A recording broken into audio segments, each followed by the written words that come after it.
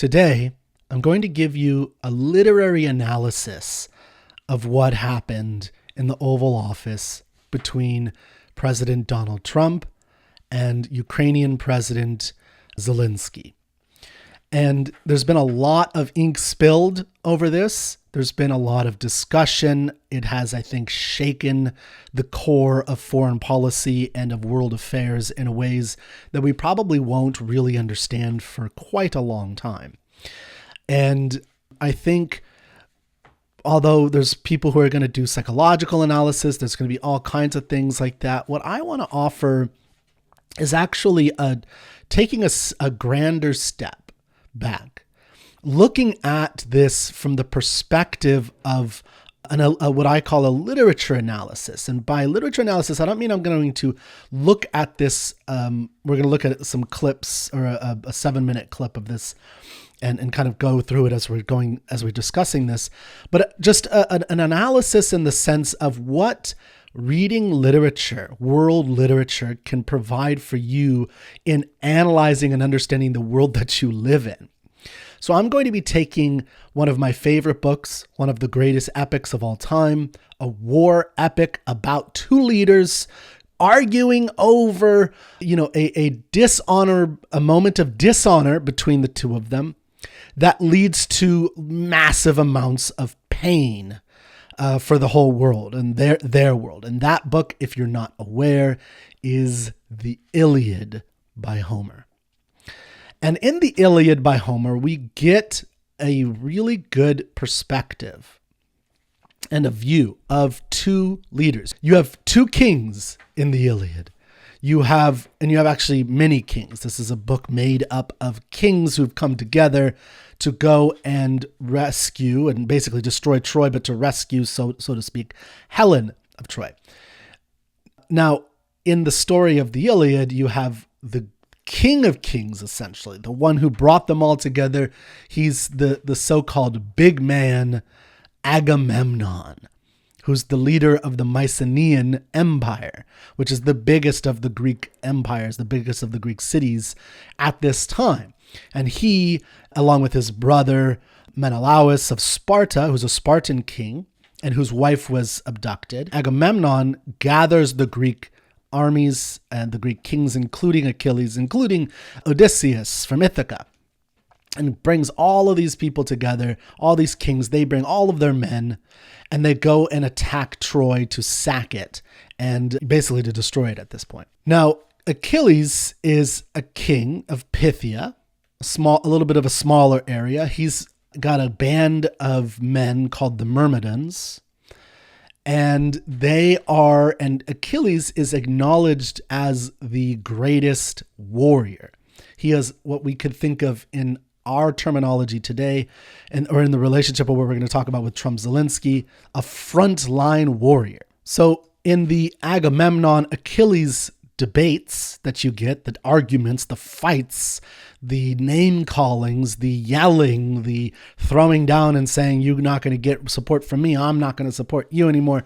And there's this conflict that occurs. You essentially have Agamemnon, a leader who's essentially not the frontline great warrior that Achilles is. And then you have Achilles, who's a frontline warrior, and he's the one actually winning individual battles and doing the individual fighting. You could think of Agamemnon as kind of the sitting in the tent, strategizing and, talking about what everyone's going to do and then having them go do it. The big man leader, in a sense, versus Achilles, who's the man who actually goes out and does this. And so hopefully you could start seeing that how applicable this is to not just war, not just Trump Zelensky, but to your own life, to how you interact with your boss at work and so many types of things where, there's the man on the front line type leader, and then there's the man who actually does it. Which one is better and why, and how do you want to operate?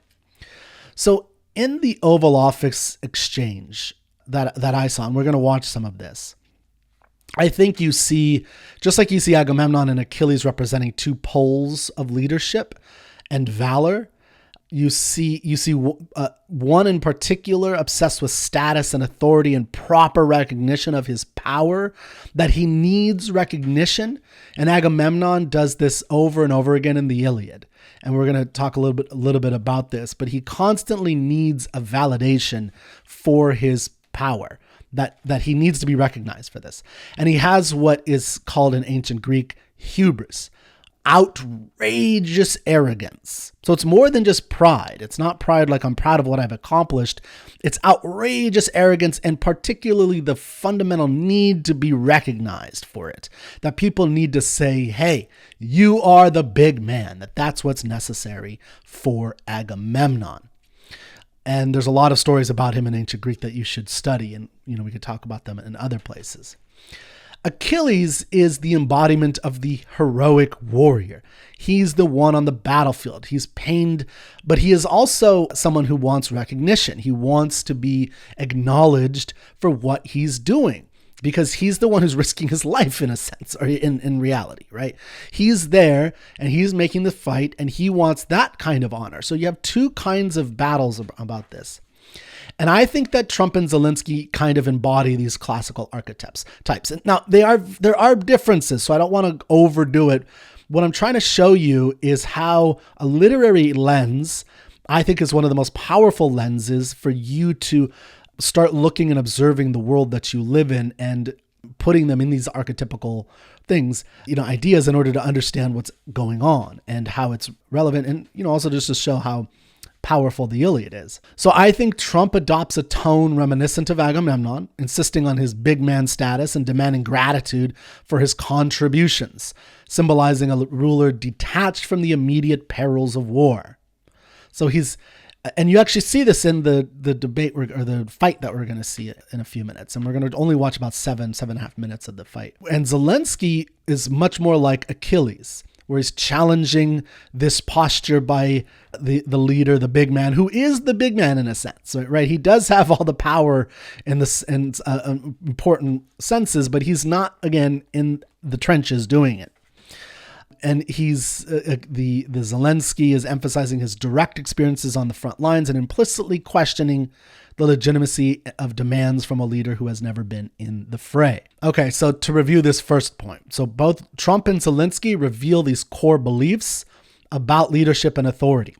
And we're going to talk about Greek concepts of honor and glory and authority. And we're going to talk about American and modern concepts of this and what's going on here that I think there's some universals. I think that even though today we don't live in a warrior society like they, at least not in America, that they did in ancient Greece, there's still a lot about honor and glory that is desired, at least as represented by what I've seen from Trump so far. Now, again, an underlying purpose of this whole video is the timeless relevance of the Iliad. I think it's a universal lens for, examining these things that are relevant in your life. And a question I want you to ask yourself in real life, in yourself, in the people you work with, in your teachers, in your bosses, in your local representatives, in your president, is what makes a leader a leader? What makes a good leader, a bad leader, a bad leader? Why is this relevant? Is it competence? Competence in what? Specifically, is it money? Is that what makes a good leader? Money, that they have a lot of money? Is it birthright, that they were born into this, or they had some, status, that their father was very wealthy and successful, and so that makes them, they have training because they were brought up in the best schools, they went to Yale, Harvard, or something? Like, is it that kind of prestige that makes a good leader? Is it marketing prowess? Like, what, just the ability to convey in clear terms a kind of message that resonates with people, and that's what makes a great leader? I'll say that in American history, there's a lot of contention about the difference between winning elections and being president. Is that those are two different skill sets, and the ability to win an election does not make you a good president necessarily. It doesn't necessarily make you a bad president either. The discussions of the Iliad and the Odyssey in Greco-Roman society was commonplace in a way that I think these discussions are not as much anymore. And not just because of the Iliad not being as well read, but I just don't hear people talking about these leaders in this sense of these literary characters that I think are really important. When I read about Trump Zelensky from Foreign Policy, Wall Street Journal, New York Times, Associated Press or blogs, or I've listened to podcasts, it's often from a strict foreign policy perspective, new way of actually logically understanding what's happening. Like here's some lessons learned. There's never like, here's some archetypes to help you hold on to what's going on here. And I think this is such a missing ingredient in the intellectual landscape, that we don't have these people, these characters that we can say, oh, this is kind of like that. And that was very common in Greco-Roman times. And I think it's common in the Renaissance. I think it's common all the way up until probably the last 100 years, that we would say, oh, this is like that, oh, he's acting Achillean-like, or he's acting like Agamemnon. And, I think there's a lot of value to having these archetypes for you to judge people in the world and judge yourself. Okay, so first, what I'd like to do is just kind of watch some of this with you. I'll pause sometimes to kind of make some comments, but if you haven't seen it, I think it's worth seeing. I think the whole thing the whole conversation is 30 minutes. Okay, so let's watch a little bit of this. Let's discuss and, leave in the comments any thoughts you have as we're going as well. He broken this ceasefire. He killed our people and he didn't exchange prisoners. We signed the exchange of prisoners, but he didn't do it. So he's talking about Putin, by the way. So he's talking about in the past, they had ceasefires. This is what they're talking about at the Oval Office, right? Is they're talking about like, how can we end this war peacefully and move on? And Zelensky is saying, well, but we signed things with him before and he didn't do that. He promised to swap prisoners and he didn't give us the prisoners back. Like he didn't do what he said he was going to do. And that is the truth, by the way. That's what happened. If you don't believe it, go look it up and go read. And if you don't believe what you read, then you shouldn't be listening to me because there's no reasoning with you. What kind of diplomacy, JD, you are speaking about? What do you mean? I'm talking about the kind of diplomacy that's going to end the destruction of your country. Yeah, but if you Mr. President, with respect, I think it's disrespectful for you to come into the Oval Office and try to litigate this in front of the American media. Right now, you guys are going around and forcing conscripts to the front lines because you have manpower problems. You should be thanking the president for trying to bring an end to this conflict. Have you ever been to Ukraine that you say what problems we have? I have been to... So notice again, this idea that like, you're not on the front lines, right? You're not there. You don't understand. You don't know what it's like to be in that. Now, I think JD Vance might have I think he was in the military, of course, but that's, again, irrelevant to the question they're talking about, which is you don't know what it's like to be there. So again, notice this is what I was talking about with the Achilles Agamemnon. Now, I'm not going to put Vance in the Agamemnon. I think Vance is playing a different classical role, which is more like chaos or something. He's just like throwing this into chaos by exacerbating it. But I want to point out that, and people have pointed this out, I think it's correct, that Zelensky probably shouldn't have brought this up at this point. And now there's a reason why I think he's bringing it up, is there was like pushback before this that we're not seeing. If you want to watch the whole thing, I recommend watching, I think it's like 28, 29 minutes. But nevertheless, I think Zelensky should have just kept quiet here as well. So he did let his temper, his frustration about what's going on happen. And that is very Achillean. That's very Achilles-like. That Achilles, at the beginning of the Iliad, which we'll talk about later, I'll give you some examples from the story itself. He cannot resist attacking the big man. He cannot resist it. And that's a problem. That's a leadership thing that isn't strategic. It's not thinking about what I'm really trying to accomplish and what's the best way to accomplish this. I've actually watched and seen the stories, and I know what happens is you bring them on a propaganda tour, Mr. President. Do you disagree that you've had problems bringing people? So you could see the frustration in Zelensky, by the way, and this, to me, I want to read a passage in a little bit, is very similar to what Achilles does when he is, pissed off, basically. Like he's frustrated by this whole thing. And Achilles actually at one point almost takes out his sword and is going to fight them. And that, obviously that's a literary example. He's not going to take out a sword or anything and attack them, but this is kind of equivalent in the sense of him just publicly just like, he can't even hold back his serious frustration. People in your military, and do you think that it's respectful to come to the Oval Office of the United States of America and attack the administration that is trying to prevent the destruction of your country? A lot of questions. Let's start from the beginning. So even if you watch before this, I don't think he was attacking the administration. I think he was just trying to point out a fact that the administration didn't seem to be acknowledging, which is the, inability of Putin to follow through with his promises.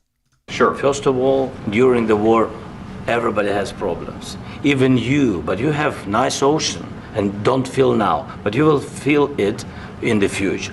God bless. You don't know that. God bless. God bless you. War. Don't tell us what we're going to feel. We're trying to solve a problem. Don't tell us what we're going to feel. I'm not telling you. Because you're in no position to dictate that. That's Remember exactly this. You're in no position to dictate what we're going to feel. We're going to feel very good. You will feel influence. We're going to feel very good and very strong. You will feel influence. You're right now not in a very good position. You've allowed yourself to be in a very bad position, and he happens to be right about it. From the very beginning of the war. You're not in a good position. You don't have the cards right now. So now notice how Trump steps in. This is the Agamemnon moment. So, and this and other things of him trying to put this person in his place. Now, I want you to think about what kind of leader needs to do that. And this is the Agamemnon instance.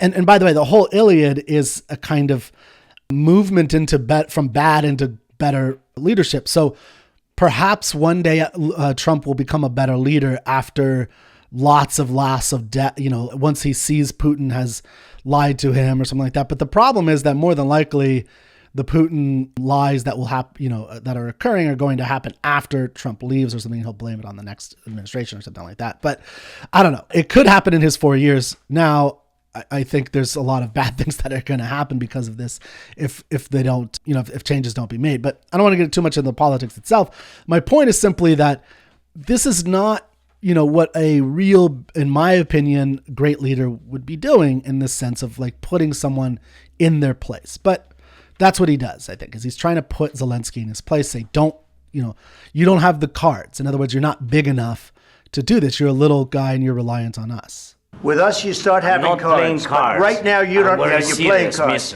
You're playing cards. You're gambling with the lives of millions of people. You're gambling with World War III. You're gambling with World War III.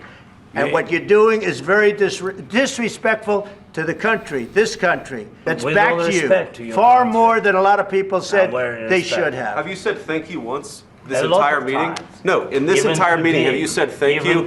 You went to Pennsylvania and campaigned for the opposition in October. Offer some words of appreciation for the United States of America and the president who's trying to save your country. Please. So this is a classic, give us the honor that we demand plea.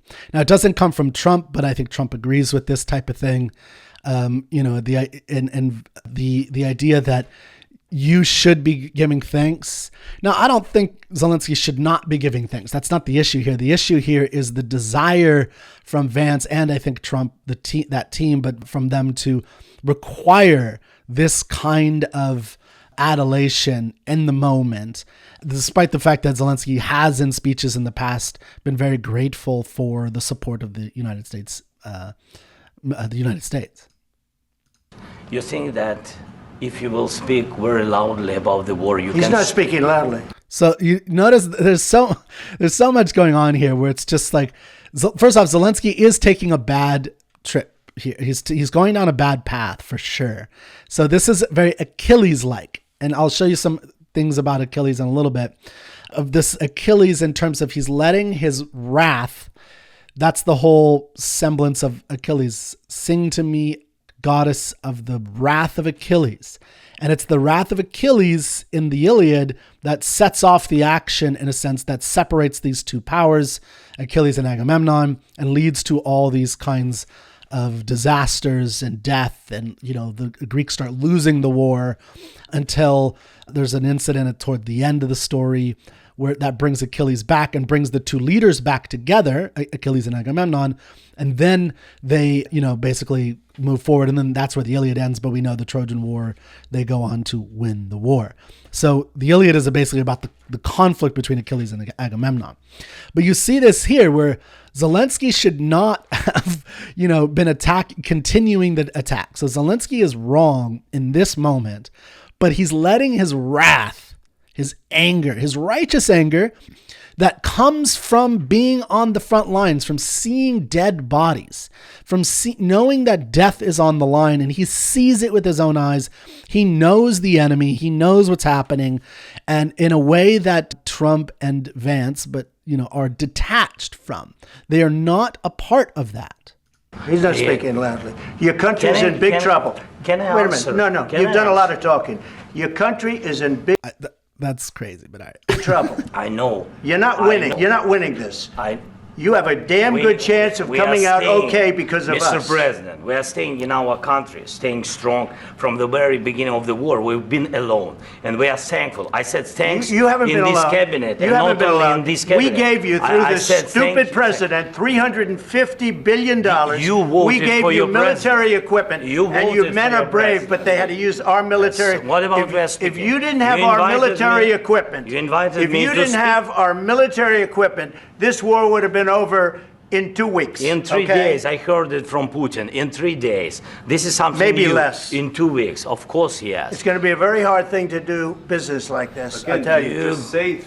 So there's again a lot going on here with the demands for gratitude, the demands for honor, is what I'm going to be claiming here, that Trump is demanding honor, and so is Vance, from to get people saying how great you are and how important that is to Trump and Vance, and that they are, advocating for this. And again, Zelensky is making mistakes here as well. There should have been a point really early on when Zelensky should not have been pushing back at this point. There's no strategic value to him of doing this in the sense of getting what he wants. But this is going back to the leadership issue that we are under in America, which is a really problematic era of leadership right now, and what leadership looks like. Thank you. Accept that there are disagreements, and let's go litigate those disagreements rather than trying to fight it out in the American media when you're wrong. We know that you're wrong. But you see, I think it's good for the American people to see what's going on. I understand, sir. I think it's very important. That's why I kept this going so long. So again, this is a this leadership tactic of there's so much here going on about them wanting the kind of accolades that, that especially Trump, like saying, well, I let this go on because it's like this is part of a plan that he has, which goes into this strategy he commonly has about it's all part of this plan, despite the fact that, well, again, I'm trying to stay away from politics a little bit. Obviously I'm getting into it, but I think it's hard to say that this is really part of a plan when it seems like it's causing a lot of chaos that probably wasn't necessary. If Trump would have just said, something cordial at the beginning when this began and said, let's talk about this, we're here to make a deal. They're here basically at this Oval Office right now for a press conference to go sign a deal, essentially. Like that's what, go into back rooms and kind of talk about how they're going to figure out and lay out the plan for this. And then this kind of erupted. Again, Zelensky should not have started this, but he did. But the better leader would not have taken this, so frustratingly in this case. But my argument is that there's two leadership issues going on here. You have to be thankful. You don't have the cards. You're buried there. Your people are dying. You're running low on soldiers. You're running low on soldiers. It would be a damn good thing. And then you tell us, I don't want a ceasefire. I don't want a ceasefire. I want to go and I want this. Look. I mean, even I just have to say, even that, like using a child's voice to ridicule another leader like that. I mean, that's Agamemnon. And there's, if you read the Iliad, there are insults back and forth a lot between Agamemnon and Achilles. You wine-soaked fool. And you could almost hear the kind of, mocking tone that they use against each other, which again, in Homer's view, is a childish, bad leadership tactic. That's not something a great leader would do. You don't use a mocking tone on a lesser person, lesser status individual. As a leader, you're not trying to cut down the people that you work with. Even if you're going to end up not working with them, I don't think you do that. If you could get a ceasefire right now, I tell you, you take it so the bullets stop flying and your men stop getting killed. Of course, we want to stop the war. But you're saying you don't want a ceasefire. But I said to you, I want a ceasefire. With guarantees. Because you'll get a ceasefire faster than an agreement. Ask our people about ceasefire, what they think. That wasn't with me. For you that wasn't with me. That was with a guy named Biden, who was not a smart person. That was with Obama. It was your president. Excuse me. That was with Obama, who gave you sheets, and I gave you javelins. Yes. I gave you the javelins to take out all those tanks. Obama gave you sheets. In fact, the statement is Obama gave sheets and Trump gave javelins. So again, this is Trump trying to assert his power and that he's the great man, that Obama, Biden, other presidents before him are not the great man. And this, is an interesting tactic about the American system, which I'm in support of, by the way, but that there's a difference between being able to win a presidency and to be able to be president. And, the idea that you've already won, and why are you commenting on this? Like, what does it matter at this point? That's not relevant to the future. You got to be more thankful. Because let me tell you, you don't have the cards. With us, you have the cards. So that's like 4 or 5 times he's been saying that, right? Like, you don't have the cards, which is an implication of the honor, the glory, the authority of him and his administration, which is what he's trying to show about the greatness of his administration, that his administration is the great administration of all time. That's his rhetoric. That's what Trump is always trying to say. Now he's trying to prove that. And so Zelensky walked into a trap, in a sense, by not bowing down to the king, by not giving. And that's the same exact thing that happens between Achilles and Agamemnon. Is Agamemnon wants Achilles and all the kings to acknowledge that he's the big man. He's the great chief. He's the leader of the leaders, the king of the kings. Cards. But without us, you don't have any cards. One more question to Mr. Vice President. Okay, almost done. It's going to be a tough deal to make because the attitudes have to change. What if Russia... By attitudes, of course, what he just said was that the attitudes of paying homage to my administration. That's what he's saying. Breaks ceasefire. What if Russia breaks peace talks? What do you do then? I understand that it's a heated conversation right now. What are you saying? She's asking, what if Russia breaks the ceasefire? What if... Yeah, Vance is so much smarter than Trump, I have to say. and I'm starting to get worried that Vance is playing a long game that Trump is not capable of, and Trump is part of that long game. Just his ability to understand what's going on is much grander than Trump's. What if anything? What if a bomb drops on your head right now? I mean, that. Okay. What if they broke it? I don't know. They broke it with Biden because Biden, they didn't respect him. They didn't respect Obama. They respect me. So again, Agamemnon, how are we going to win? Because it's me, because I'm the big man. I'm telling you we're going to win. We're going to do this. In fact, there's a famous scene that I'm not going to read today. And there's so much about this where the desire of a leader like this, of this leader who's the big chief, and he wants his administration, he wants what he's all about to be represented and acknowledged properly. And that's important. The acknowledgement of the leader is so important in this and here, and we're seeing this a lot in this administration.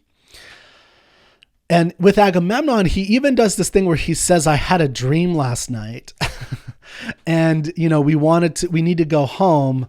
He wants to basically test the resolve of the Greeks to kind of do what he says. And he actually resolves and he tests them. And then it turns out that they don't want to be there. And so he has to kind of try to draw them back. And what it reveals, what I think that scene, if you read the Iliad, what it reveals is this desire this constant lack of confidence. It's a consistent lack of confidence in your own authority, that you don't actually know it. This is just the thing about confidence in general.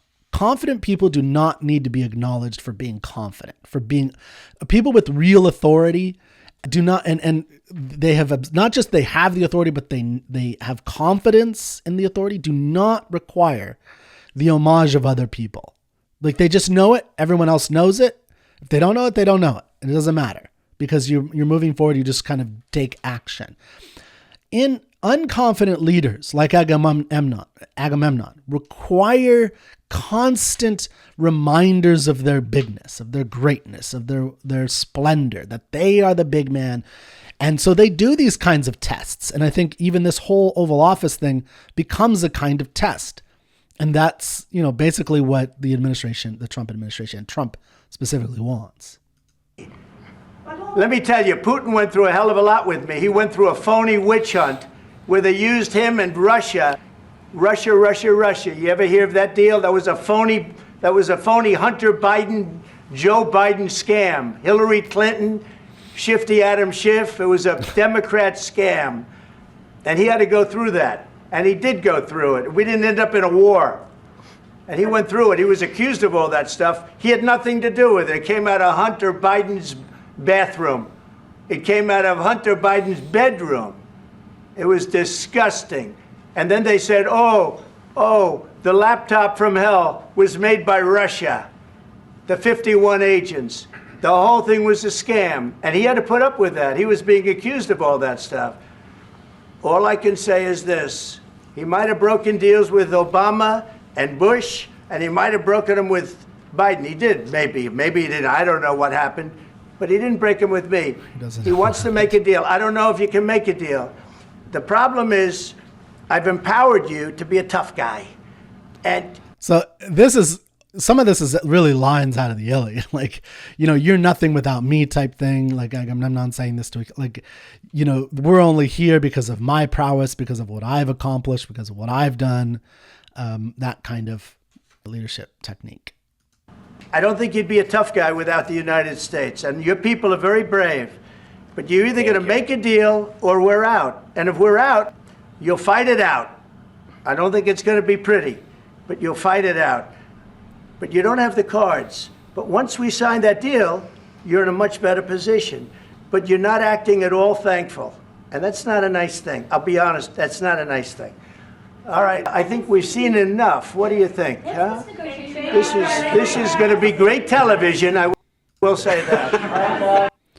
I mean, that last comment is kind of bizarre to me, but not bizarre in the sense of I don't understand what he's saying. I think it's definitely illustrative of this issue between the two differences in these two men, which is for Trump, which is a point that Zelensky was making before, is like, you're separated by an ocean.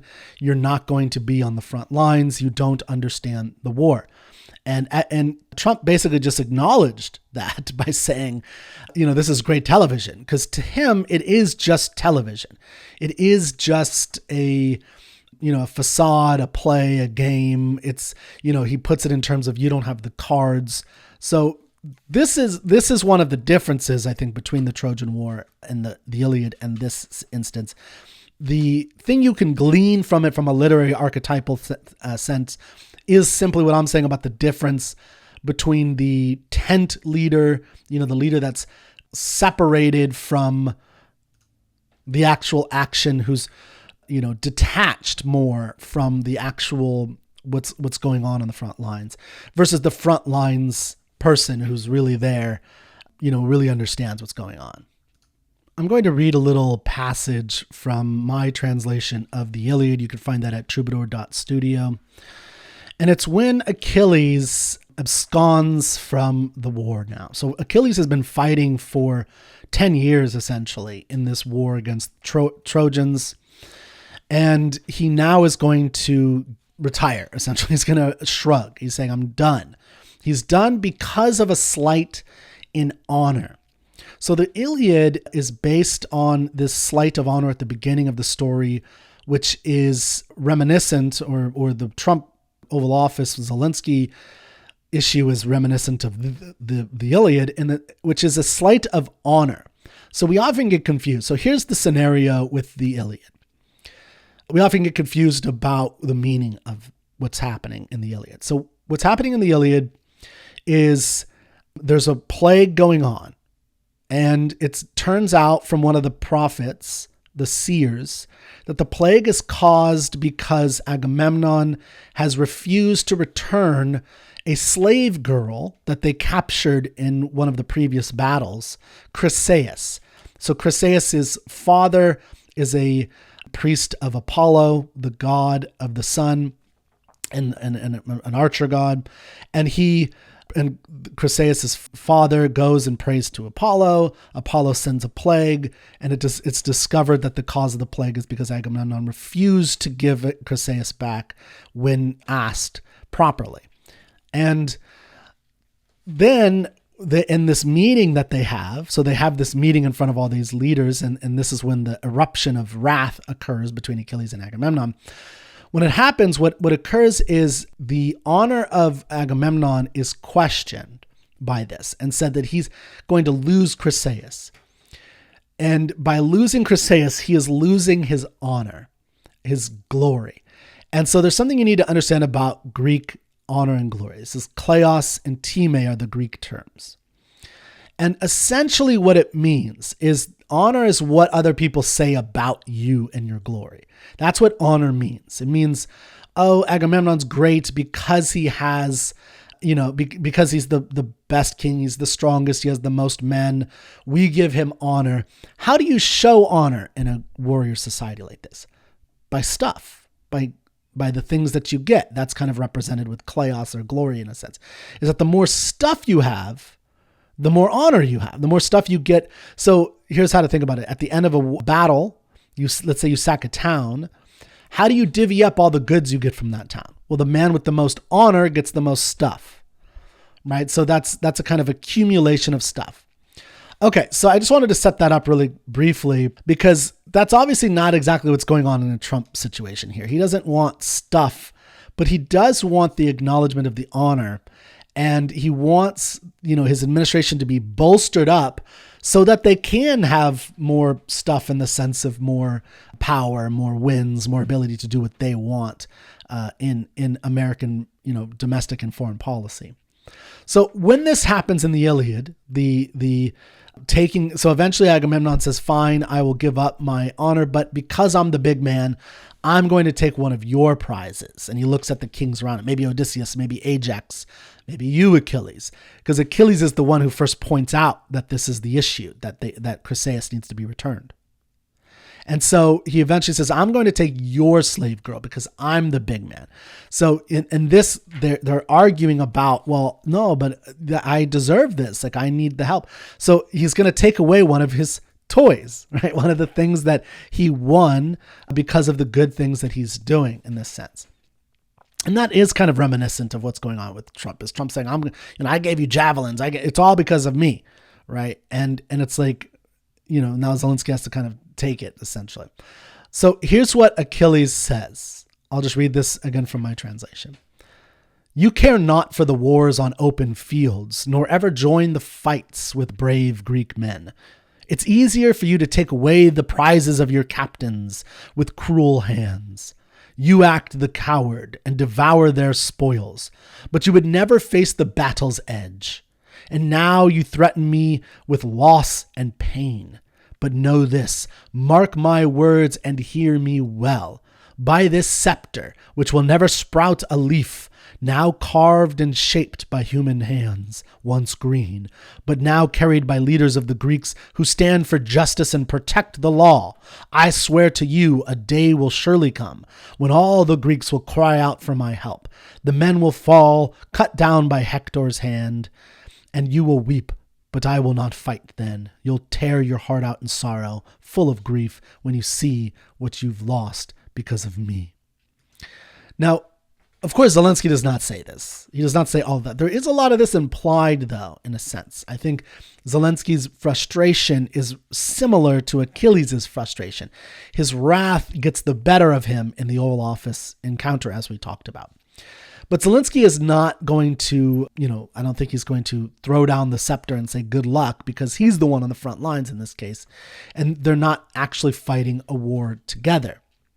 I do think from a foreign policy perspective, there's an interesting issue about what would happen, if America is attacked. What will America actually do in these cases? Because, if their allies will throw down the scepter and not protect them or fight with them anymore, because that's what America has used in the past. Of course, we have always had, after 9/11, the war in Iraq, the war in Afghanistan, we had coalitions of other allies also participating and supporting in many ways. So here's just a brief little paraphrase passage, so we don't have to go into the whole discussion. You could read, I recommend everybody read the entirety of the Iliad. And I think, again, this is similar, just in different, terminology, but similar to what's going on in the Trump-Zelensky issue. So Agamemnon, in, a part of chapter 1 of the Iliad, expresses and exposes his hubris over and over again throughout the whole thing, but particularly book 1 or chapter 1. And Agamemnon implies that his decisions are above reproach, and any challenge to his authority is tantamount to undermining the entire war effort, which again we saw clearly in the Zelensky-Trump debacle. And so he says something along, this is paraphrase, but he says, I bear the burden of command. It is I who must steer our fate. Every sacrifice, every act of valor rests upon my authority. Should anyone dare question me, they not only slight my honor, but jeopardize the very strength of our collective endeavor. That's, you heard this from Vance a little bit, and Trump agreed, essentially saying that, look, without us, you're done. You need us. And, don't slight my honor, in other words. Which, by the way, I will point this out, is definitely true. Ukraine does need America, at least at this point. Now, this next passage I'm going to read is an interaction between Achilles and Agamemnon, a fight between them. And if you keep in mind the issue that I mentioned before about the argument between the argument about the returning of Chryseis, the slave girl of Agamemnon's, and the taking of Briseis, the slave girl of Achilles, which was given to them because of their kleos and time, their glory and honor, the things that people said about them and the deeds that they did to achieve those things. And if you put it in that context, you realize that what Homer is pointing out here is that the argument is not really about the individual women, the slave girls.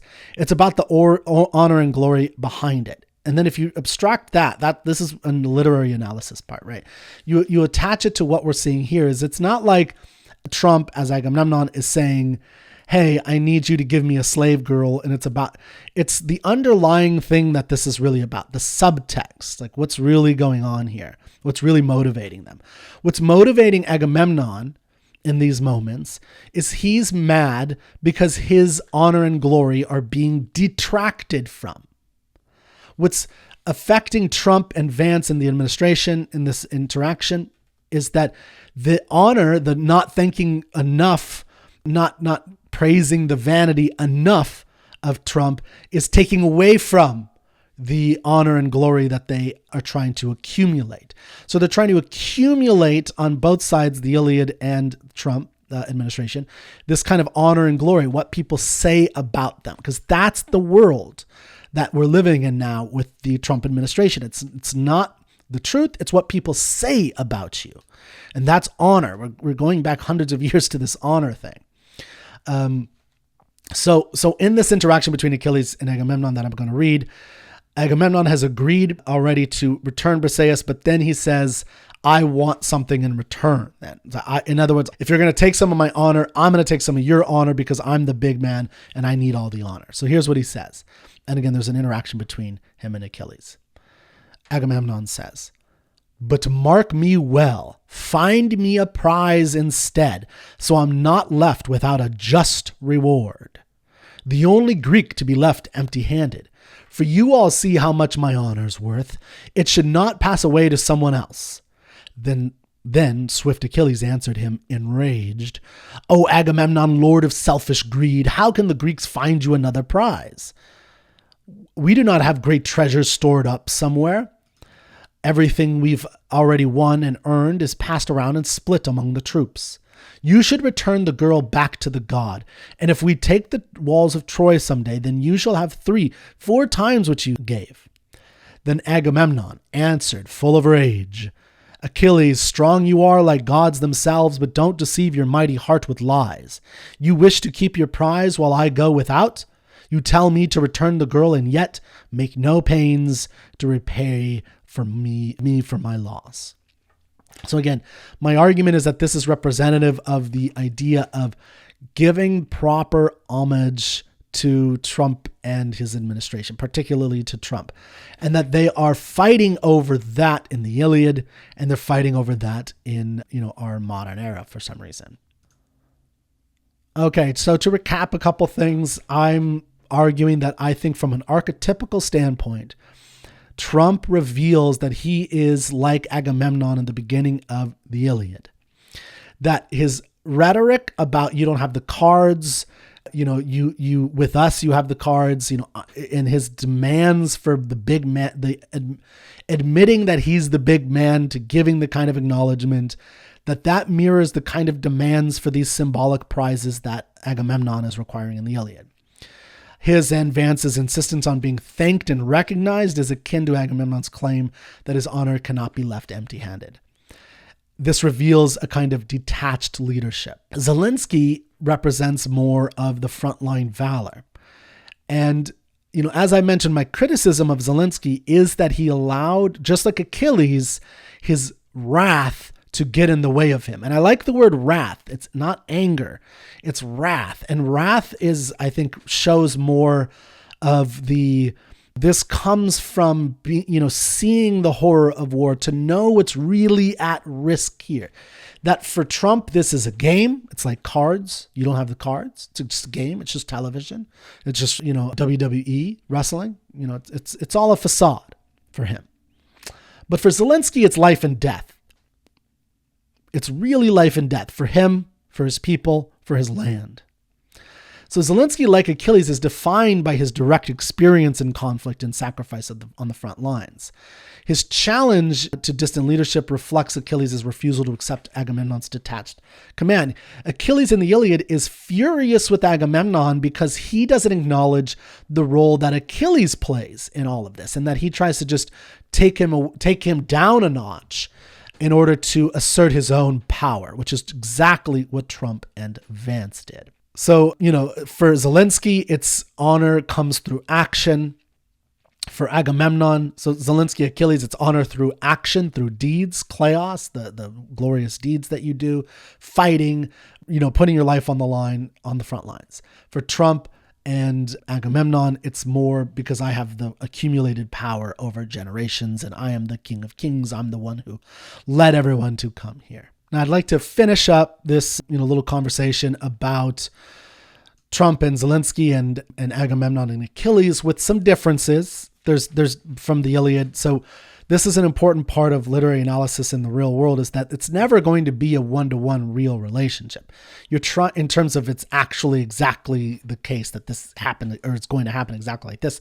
What you're trying to do when you're learning and you're extracting wisdom and experience and imaginative exploration from literature and poetry is you're trying to, just take the concretes that Homer has given you and see how and if they apply in the real world, which I think I've argued that they do apply in this case and in many cases to the universality of leadership.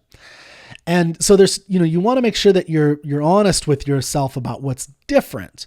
So, the one big difference is that unlike the Trojan War fought over Helen, Zelensky's Ukraine faces actual invasion and annihilation.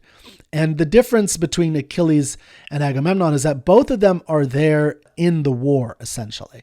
So they are part of the war together. Agamemnon is at least there in Troy. So he's more than Trump in that sense. And in the story, Agamemnon actually does fight in the war. This is an era when leaders actually fought. the wars that they recommended people fight. Now, to Trump's favor, he actually is trying to claim that he wants no more war. So, that would be in line with not fighting. What struck me in watching the Trump-Zelensky was just how relevant these universal archetypes of leadership that we saw with Agamemnon and Achilles, and throughout the whole Iliad, you have all kinds of different takes on this. And in fact, Virgil's Aeneid is particularly, which comes hundreds of years after Homer, during the Roman Empire era, is particularly a critique of a lot of the Greek views of leadership, and particularly Odysseus, but that's another story. So the point is that all this about leadership is a universal truth that is applicable to us today. And it behooves you as a person living in the world, however you want to live in the world, to read this story and to start learning the lessons that you can apply in the real world. For instance, judging your leaders. You should judge your leaders. And this is a good case of how to do that. Okay, so I hope you enjoyed that literary analysis of the Zelensky-Trump fiasco. I'll see you next time.